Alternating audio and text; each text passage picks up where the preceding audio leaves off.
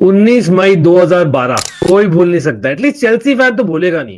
Against all odds at the Allianz Arena, final of the Champions League and last periods of that Chelsea squad. Yes, that very penalty, Didier Drogba का Drogba header, Neuer at the near post, भाई you cannot forget. लेकिन बहुत साल हो गए, अभी उसका बदला बाकी है. सच में 2019-20 में हो गया था फॉर श्योर. प्रीवियस इयर्स भी for people who know it 2004-5 season में चेल्सी ने बीट किया था बायर्न को. तो क्या ये फोर्थ टाइम भाई कहीं ना कहीं टिट फॉर टैट होगा बायर्न म्यूनिख द्वारा to Chelsea at home, that is Allianz arena.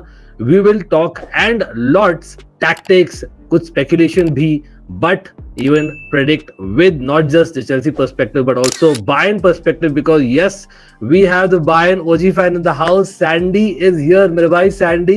Finally, great to have Sandy on Almighty Blues FC. कैसे हो? Looking forward to new Champions League campaign for sure. इस बार how are you predicting Bayern का क्या season रह रहा है based on the fixture list आपका जो है and the transfers जो है? Exactly, I'm good अंकित भाई, and thank you for inviting me. And obviously बहुत एक्साइटेड है.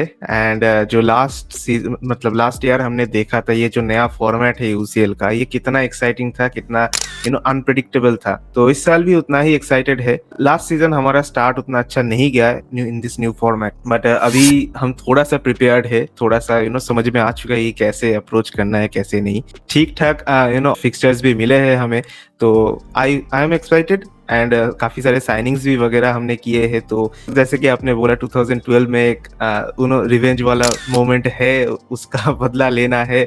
ऑल्दो 2020 में एक ऐसा कुछ हमने किया था, बट फिर से अगेन राउंड ऑफ 16 में एलिमिनेट करना is not equivalent to the final. लेकिन लेट्स बी रियल, हां 2020 में आपने पेला था कहीं ना कहीं, as much as we like to say the other way round. लेकिन हम कहीं ना कहीं वो लिटिल हॉर्स वाला मामला था ना उस समय, जो अभी भी आप बोल सकते हो हमें, because we are coming back. But before we get to Chelsea and of course Bayern Chelsea head to head matchups and all that हम बात करेंगे. and of course कुछ controversies recent हुए. अगर last time जो आपका कैंपेन इतना बढ़िया नहीं था to be honest, although last दो कैंपेन में थोड़ा अनलकी भी थे Bayern Munich, if I have to say. I think you must be pretty satisfied with the fixture list. इस बार आप confident हो? confidence level मीटर क्या बोल रहा है? satisfied तो हूँ मैं जो fixtures मिला है. मतलब ना तो बहुत difficult है ना तो बहुत easy है, मतलब moderator है. बट कॉन्फिडेंस लेवल में अभी भी उतना कॉन्फिडेंट नहीं हूँ ऑनेस्टली स्पीकिंग, क्योंकि जिस तरीके का साइनिंग्स हमने किया है एंड जिस तरीके का स्क्वाड अभी है हमारे पास, स्क्वाड में डेप्थ नहीं है. बाकी जो हमारा फर्स्ट 11 है वो सही है, ठीक है, कंपेरेटिव इनफ है. बट जो हमारे बेंच पावर है वो मुझे लगता है कि थोड़ा इशू क्रिएट कर सकता है. देखते हैं क्या होता है. बिल्कुल. अच्छा, before we get to the starting 11 और आपका प्रेडिक्ट कर रहे हो इन दैट, चेल्सी का भी एक ब्रीफ ग्लांस लेते हैं, because yes guys we are back in the Champions League. Excitement level मेरा तो बहुत ज्यादा है.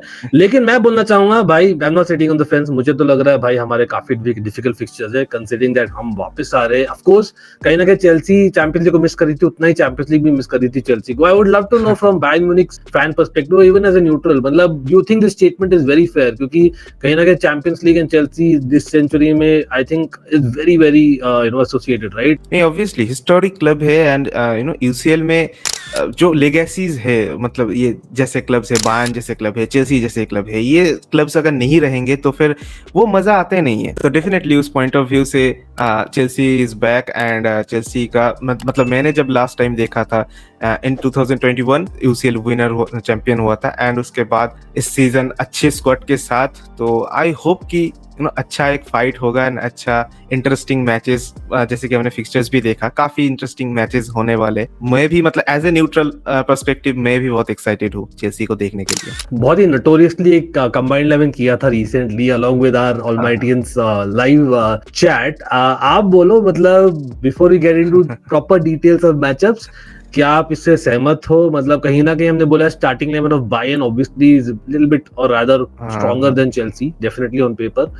लेकिन स्क्वाड हमने ये डिटरमाइन किया था कि चेल्सी का ओवरऑल स्क्वाड इज बेटर. और वहीं पर ट्रांसफर्स हमें पता है the pull in terms of whatever loophole FC बुलाते हैं लोग, व्हाटएवर आप बोलते हो, ऑफ कोर्स यूएफए एंड अभी FA sanctions are due for all we know. लेकिन दो चेल्सी प्लेयर आप बोलो करंट बायर्न स्क्वाड को आपको लगता है clear upgrade and you would want them, who are them? एक तो ऑब्वियस है नहीं क्या? मतलब अभी हमारा ना मिडफील्ड का थोड़ा इश्यूज चल रहा है. तो बिल्कुल। मिडफील्ड में मैं डेफिनेटली पिक करना चाहूंगा मोइसे काइसेडो को, क्योंकि किमिक के बगल में जैसे कि आपने सेटअप किया है, किमिक के बगल में काइसेडो, मतलब ये अगर हो जाता है तो फिर भाई मतलब हमारा मिडफील्ड तो ये दौड़ने मैंने भी लगेगा। बोला तो ये एग्जैक्टली भाई, मतलब ये एक आइडियल पेयर है। As much as I love Enzo and you don't hate exactly. Goretzka, I am sure यही रीजन है भाई, सिंपल। ये एक आइडियल पेयर हाँ होगा। हाँ बट हाँ आर्ग्युबली ये एक मैंने लाइव स्ट्रीम को भी पूछा था। ऑफ कोर्स मुसियाला हाँ तो बहुत ही अंडररेटेड है ना, you know, very unfortunate injury, हाँ same like Alphonso Davies at हाँ लेफ्ट बैक। लेकिन आई थिंक एग्जैक्टली। ये एक डिबेटेबल चीज है, Musiala versus Palmer in the coming days, और Alphonso Davies and Cucurella in the coming days भी, although दोनों बहुत कमिंग अलग प्रकार के कंपैरिजंस है। So I think that is also very close. And ठीक है। अगेन ऑडियंस आप लोग भी बोलेगा, because I think Olise is far too underrated भाई। आई नो बाइंग लोंडा में ना आप बहुत उसके प्रचार करते हो ना, you are right. And he was one जो आपने अपने हमारे मुंह के निवाले से चीरा था, अलॉन्ग विद डिलिक्ट, जिनको आपने गिव अप भी दे दिया था। I am also Dutch fan for people who do not know future Ballon d'Or. और डू यू थिंक कि Cole Palmer probably has a definitely higher ceiling?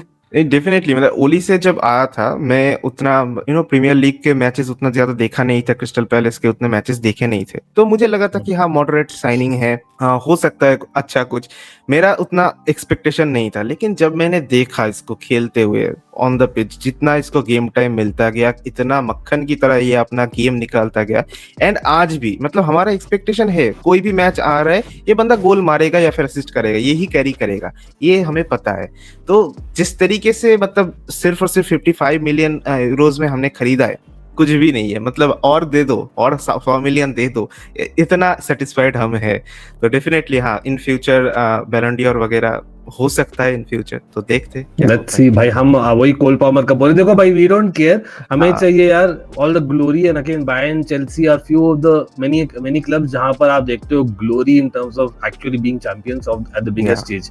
हम ऑब्वियसली रिसेंटली वर्ल्ड चैंपियंस बने थे, but इस गेम के लिए considering it's an away game, पहला back in the Champions League, if you ask me, या मैं तो जाना चाहूंगा जो हमारे नॉकआउट कॉम्पिटिशन में in the club World cup हमारे लिए सूट किया है, हाँ हाँ 3-4-2-1 सिस्टम। तो इफ यू कंसिडर अगेन, हम 3-2-5 ओके भी खेलते हैं, 3-4-2-1 भी खेले रिसेंटली। एक इशू है obviously, couple of more injuries we got recently, because of which हम खाली जॉ पेडो के हाँ साथ हाँ है अप फ्रंट। लेकिन you have Harry Kane, the Harry या केन, तो क्या ही तो बोले आपके। तो आई थिंक सिस्टम में कोई चेंज करने की जरूरत भी नहीं है, क्योंकि आपका तो वीकेंड में भी हैम्बर्ग को पहले आप 5-0। एक जो हाँ हम लोग सिस्टम क्यों अभी थोड़ा रिजिड होना पड़ेगा, not just because Delap's injury, but because of Nicolas Jackson.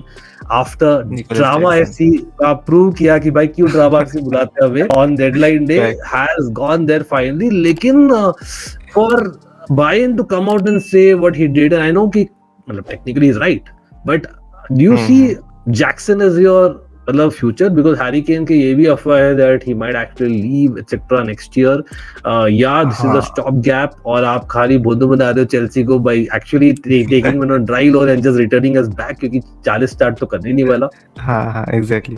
नहीं ऑब्वियसली वो कॉन्ट्रैक्ट में जो ऑब्लिगेशन बाय है उस पे जो कंडीशंस है कि 40 गेम स्टार्ट करना पड़ेगा उसको, तो मुझे मतलब लग नहीं रहा है कि 40 गेम स्टार्ट उसको मिलेगा, दैट्स फॉर श्योर। क्योंकि हैरिकेन मतलब हमने उसको लेकिन खरीदा अनफेयर भी ना, 40 अपीयरेंस तो होने चाहिए थे। I think it's far too unfair even for the guy, to be honest, as much as वो कहीं ना कहीं ही didn't leave in the best spirit in my opinion. लेकिन ठीक है, हाँ ऑब्वियसली, मतलब जिसलिए हमने खरीदा उसको कि ताकि हैरिकेन को थोड़ा रेस्ट दिया जाए। क्या है ना, मतलब लास्ट सीजन हैरिकेन को हमने देखा था, जितना सीजन प्रोग्रेस किया हैरिकेन लास्ट लेटर स्टेज में बहुत ज्यादा एग्जॉस्टेड होने लगे थे, उसको रेस्ट चाहिए थे, लेकिन हम नहीं दे पा रहे थे। तो वही चीज इस सीजन मतलब फिर से ना हो, इसीलिए हमने उसको लाया।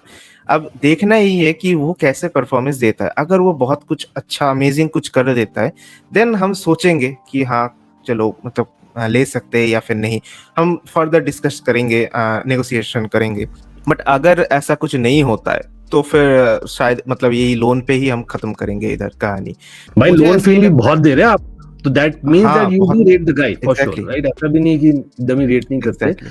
और कहीं ना कहीं मैंने देखा था हाँ फाइनल वाले मैच में, वो हाफ टाइम के बाद आया था जस्ट। और आई थिंक देखो, हाँ मैं तो हमेशा बोलता हूँ, मुझे कम्युनिटी में बहुत हेट भी मिला उसके लिए, कहीं ना कहीं मैं उसको गाली मीटर भी बहुत ऊपर रैंक दिया हूँ, but that is just because हमें पता है उसकी एबिलिटी क्या है, then he misses those chances. But actually speaking, he is far too underrated. I genuinely believe that अगर given a proper run ना, he could be the real guy in Europe. हाँ, maybe not in Premier League, but in Europe हाँ definitely.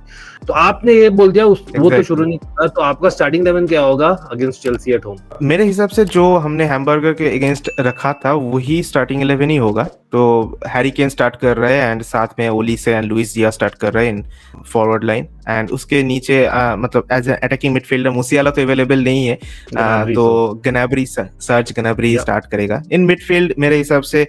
Kimmich and काफी long time के बाद Pavlovich finally back आया है और उसने काफी अच्छा परफॉर्मेंस भी दिया है, तो वो स्टार्ट करेगा। एंड अभी बैकलाइन पे I think Stanisic as a left back and Konrad Laimer as a right back, and हमारा सेंटर बैक पेयर जो है उपमेकानो एंड जोनाथन ता, ये दोनों ही स्टार्ट करेगा। बट मैं पर्सनली प्रेफर करता हूँ किम मिन जे को, बट ता ही स्टार्ट करेगा मेरे हिसाब से। हमारे से लिंक हुआ था ब्रीफली दो, but it didn't go anywhere that links.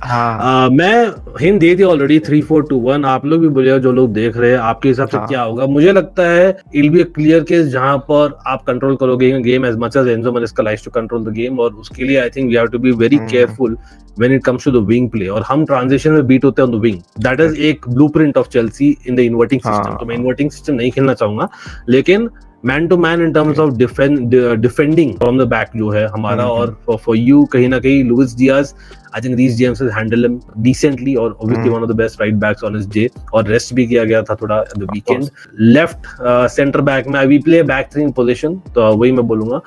Although we start as the back 4, I would like to see, I think Olise के against Kukurea will be a nice battle, although height difference है in diagonal passes, वो definitely मुझे लगता है आप वो plan सोचे, but I think I would be okay with that. Chat can help me out there, but I think Cucurella at left centre back probably against Olise the best bet, क्योंकि भाई बहुत अच्छा प्लेयर है Olise. And I think Tosin has to keep Harry Kane, कहीं ना कहीं दोनों भिड़े in the Premier League as well in the past I believe.